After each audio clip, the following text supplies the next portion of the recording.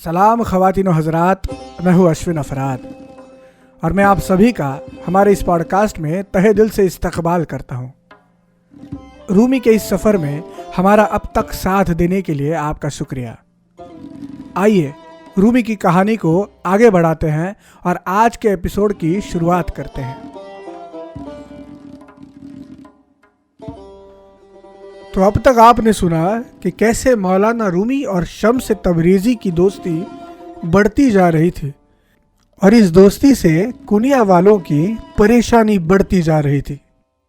ये जो नया फ़कीर था काली कमली पहनकर कुनिया के रास्तों पर घूमा करता था, लोगों को बात बात पर टोका करता, उनके जो भी ख्यालात हैं उन्हें चुनौती दिया करता। इसका असर अब धीरे धीरे लोगों पर होने लगा। कुनिया के प्यारे उस्ताद मौलाना रूमी ही नहीं, बाकी के इमाम और मौलवी मुफ्ती भी शम्स के और शम्स के तरीक़ों के दीवाने बन बैठे थे। एक तबका इनका था जो शम्स के पीछे बेशक होकर चल पड़े थे और एक तबका वो था जो शम्स से नफरत करने लगा। कुछ ही दिन पहले कुनिया के एक लड़के को शम्स तबरीज़ ने बस अपने नाम से जिंदा कर दिया था। उसी दिन से इन तमाम लोगों में शम्स के लिए नफरत और बढ़ने लगी थी। शम्स के करामात देखकर वो और भी ज़्यादा गुस्सा हो गए। शम्स जैसा आदमी दीनी मजहबी लोगों को उनके रास्ते से भटका देगा, ये डर अब उन्हें सताने लगा। कुनिया के लोग शम्स से इतने खफा हो गए कि उन्होंने शम्स को काफिर करार दे दिया। शम्स जो बातें किया करते थे वो तब के मजहबी बयानों से बिल्कुल उल्टी थी।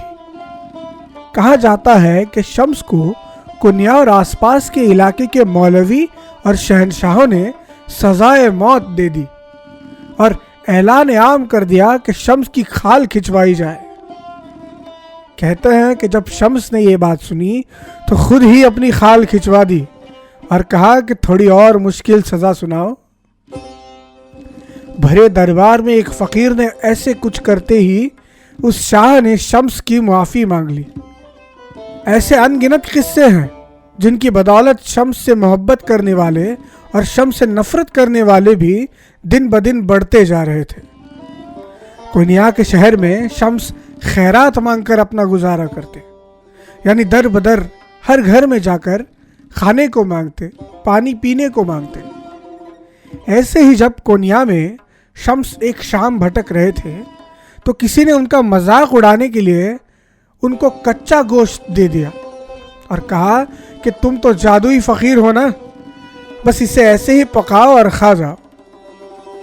शम्स ने उस शख्स को देखा और बस मुस्कुराए और कहा, क्या तुम ये अजूबा नहीं देखना चाहते? कच्चे गोश्त को बगैर तंदूर के पकते देखना नहीं चाहते? मेरे साथ चलो। ये सुनते ही वो शख्स शम्स के पीछे निकल पड़ा। रास्ते में वो शख्स चिल्ला के हंस हंस के शम्स का मजाक उड़ा रहा था। दोनों चलते चलते एक मैदान में एक चौराहे पर आ गए। उस शख्स के हंगामे से कई लोग अपने घरों से खिड़कियों से बाहर देखने लगे। कुछ लोग उस शख्स को चुप करने लगे, कुछ लोग शम्स के पास जाकर उनसे कहने लगे कि उस शख्स को माफ़ कर दे, वो अभी नादान है। लेकिन शम्स बस हंसते रहे। उस चौराहे में जाने के बाद शम्स रुक गए। हाजरीन, शाम का वक्त था, हवा हल्की सर्द थी। मगरिबी उफ़क़ पर सूरज डूबने ही जा रहा था कि शम्स ने डूबते हुए सूरज को अपना हाथ दिखाया और अपने हाथ को ऊपर उठाया। ऐसा करते ही डूबता हुआ सूरज कुनिया शहर के सर पर आकर रुक गया। शाम के वक्त में सर के ऊपर सूरज आ गया। सब लोग ये देखकर हैरान हो गए, डर के मारे अपने अपने घरों में चले गए। एक ही भगदड़ मच गई। लोगों ने इस सब को क़यामत की निशानी माना और शम्स की तरफ पत्थर फेंकने लगे। लोग चिल्लाने लगे। कुनिया के रास्ते खाली हो गए, सुनसान हो गए। उस चौराहे पर बस शम्स और वो शख्स खड़े थे। शम्स ने कहा, इस सूरज की गर्मी से तो यह कच्चा गोश्त आसानी से पक जाएगा। वो शख्स रोने लगा شمس سے لپٹ گیا اور ان کی معافی مانگنے لگا. اور یہی وقت تھا کہ اب شمس سے لگ بھگ پورا کنیا شہر نفرت کرنے لگا. سبھی نے شمس کے کرشمے، شمس کے جادو کو دیکھا تھا اور یہ بات انہیں ہضم نہیں ہو رہی تھی کہ کیسے یہ بے بوجھ فقیر بات بات پہ انہیں چنوتی دے رہا ہے، کیسے یہ نادان ملنگ ہر ایک چیز پہ سبھی کو اکسا رہا ہے، اور اس سے بھی زیادہ کیسے یہ فقیر ہمارے پیارے مولانا رومی کو ہمیں سے الگ کر رہا ہے. تو یہ جو نفرت تھی شمس کے لیے، یہ جو بھی جذبات تھے، یہ سب رومی جانتے تھے، مگر وہ بھی اس فقیر سے اس قدر متاثر ہو گئے تھے کہ اب ہوش میں سوچ کر سمجھ کر قدم اٹھانا دشوار ہو گیا تھا.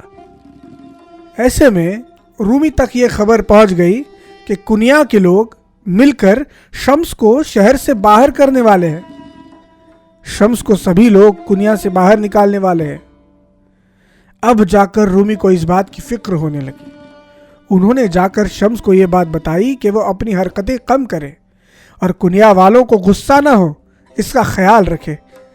لیکن شمس نے اس بات سے صاف انکار کر دیا اور الٹا رومی سے ہی بولے، میں خود ہی یہ شہر چھوڑ کر کہیں دور چلا جاتا ہوں. رومی سے یہ باتیں سنی نہیں گئی. انہوں نے کئی کوششیں کی شمس کو منانے کی، پھر کنیا والوں کو منانے کی. کنیا والوں نے رومی سے کہہ دیا کہ انہیں رومی سے کوئی دقت نہیں ہے، پر وہ جو فقیر ہے اسے جانا ہی ہوگا. کئی دنوں تک کی گفت و شنید کے بعد اور صلاح مشورہ کرنے کے بعد شمس نے فیصلہ کر لیا کہ وہ رومی کو، کنیا کو اور اس شہر میں رہنے والے لوگوں کو چھوڑ کر دور چلے جائیں گے. رومی نے آخر تک کوشش کی شمس کو منانے کی، پر شمس نہیں مانے. رومی کو لگتا تھا کہ کچھ دنوں بعد یہ شہر چھوڑ دینے کا خیال شمس بھی چھوڑ دیں گے. لیکن وہ دن آ ہی گیا جب شمس نکلنے کی تیاری کرنے لگے. اپنا سجادہ لے کر رومی سے ملنے شمس آ گئے اور تب جا کر رومی کو حالات کا اندازہ آ گیا. تب رومی فرماتے ہیں، بشنیدم که از سفر میکنی مکن، مهر حریف و یار دیگر میکنی مکن. عزیز میرے، میں نے سنا تم کہیں سفر پر جا رہے ہو، ایسا نہ کرو. یہ سب کہتے ہیں کہ تمہارا دل کسی اور پہ آ گیا ہے، ایسا نہ کرو. تو در جهان غریبی غربت چه میکنی؟ خست خدام خست جگر میکنی مکن. یہ جہاں تم سے انجان ہے، تم مجھ سے اجنبی کیوں بنتے ہو؟ آخر کیوں اس دل کو، اس خستہ جگر کو ایسے توڑتے ہو؟ ایسا نہ کرو. از ما مدزد خیش به بیگانگان مرو، دزدید سوی غیر نظر میکنی مکن. خود کو مجھ سے چرا کے یوں غیروں کے پاس جاتے ہو، مجھ سے نظریں چرا کے غیر پر نظریں فرماتے ہو، ایسا نہ کرو. ای می که چرخ زیر و زبر از برای توست، ما را خراب و زیر و زبر میکنی مکن. یہ آسماں، یہ چاند زیر و زبر ہے بس تمہارے لیے. زیر و زبر یعنی الٹا پلٹا ہے. یہ آسماں، یہ چاند زیر و زبر ہے بس تمہارے لیے، اور تم ہو کہ مجھ کو یوں زیر و زبر کرتے ہو، ایسا نہ کرو. چه وعده میدهی و چه سوگند میخوری، سوگند و عشوه را تو سفر میکنی مکن. کیسے وعدے کیے تھے تم نے، کیسی قسمیں کھائی تھی، وہ وعدے وہ قسمیں اب ایسے توڑتے ہو، ایسا نہ کرو. ای دوزخ و بهشت غلامان امر تو، بر ما بهشت را چه سخر میکنی مکن. وہ جنت اور وہ جہنم دونوں غلام ہیں تمہارے، میری جنت کو ایسے جہنم بناتے ہو، ایسا نہ کرو. اندر شکرستان تو از زهر ایمنیم، آن زهر را حریف شکر میکنی مکن.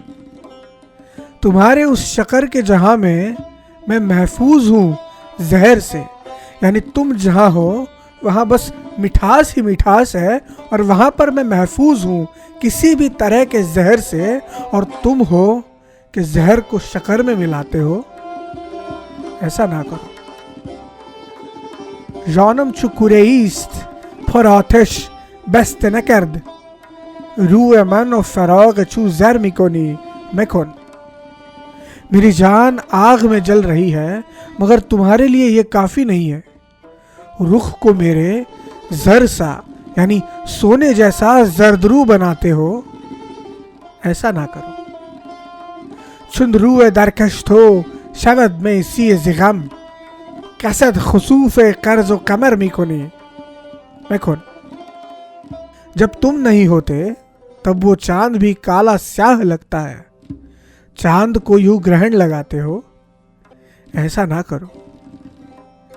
کافر آنکھیں ہیں میری جو چراتی ہیں کچھ ایسے تمہارا حسن، اور تم ہو کہ اور نظارے دکھاتے ہو. ایسا نہ کرو.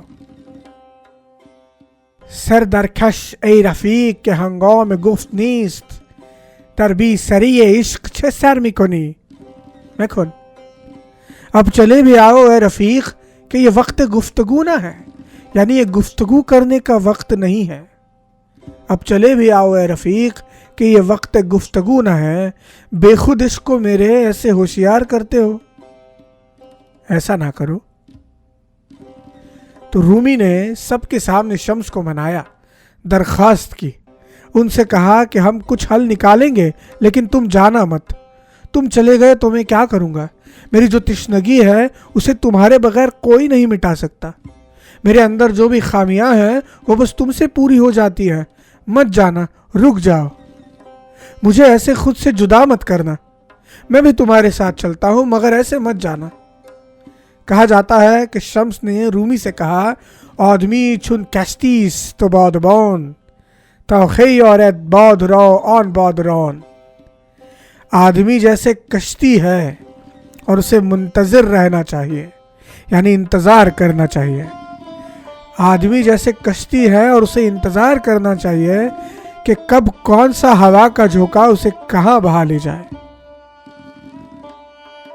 تو حاضرین، جیسے افلاک سے ستارے گم ہو جائے، جیسے روشنی سے حرارت چلی جائے، جیسے پانی سے تشنگی بجھانے کی طاقت غائب ہو جائے، جیسے گلوں سے خوشبو اتر جائے، جیسے جسم سے جان چلی جائے، ویسے ہی رومی سے شمس جدا ہو گئے.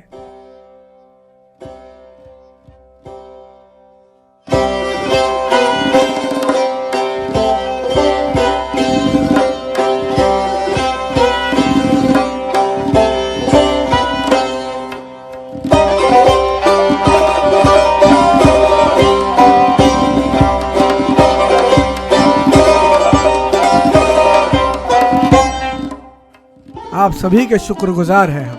اس پوڈ کاسٹ کے اور ایپیسوڈز کے لیے ہمیں سبسکرائب اور فالو ضرور کیجیے گا. اور ہاں، اگر آپ رومی کے بارے میں کچھ جانتے ہیں اور ہمارے ساتھ بانٹنا چاہتے ہیں تو ضرور شیئر کیجیے گا. ہم انسٹاگرام پر موجود ہیں. ہمارے ہینڈل کا نام ہے رومی ہے. تو چلیے آج کے لیے آپ سے اجازت لیتے ہیں. بس اتنا یاد رکھیے، رومی ہے.